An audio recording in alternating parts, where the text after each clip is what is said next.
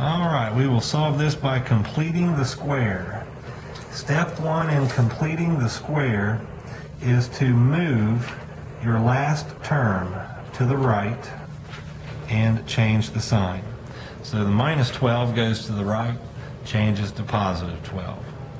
Now ask yourself, what is half of the middle term? What is half of this 4?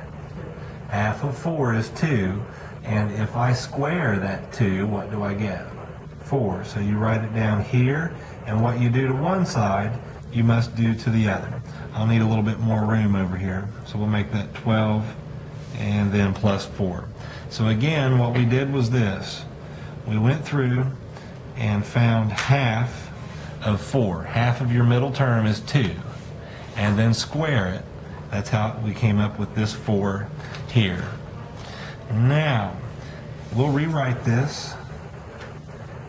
X squared plus 4x plus 4 equals 16. 12 plus 4 on the right is 16.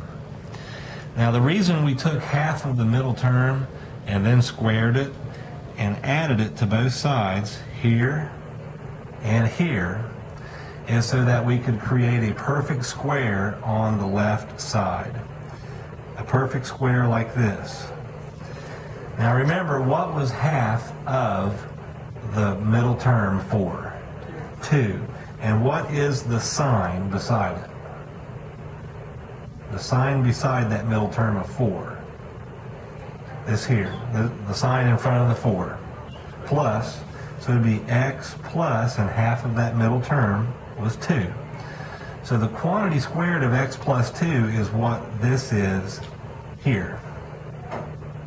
And of course your 16 stays the same. Now to get rid of that quantity squared, we would find the square root of both sides.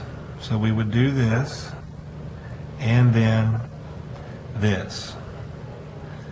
The square root of the quantity squared of x plus 2 is just x plus 2.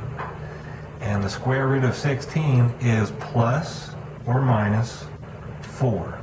And that's what we must look at on the next page. X plus 2 equals plus or minus 4.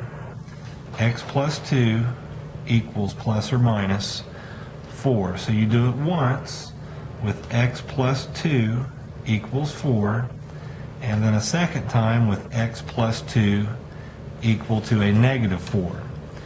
Solve for x on both sides, and on the left side here we get a 2, and then on the right side we end up with a negative 6. Those are your answers for the quadratic equation.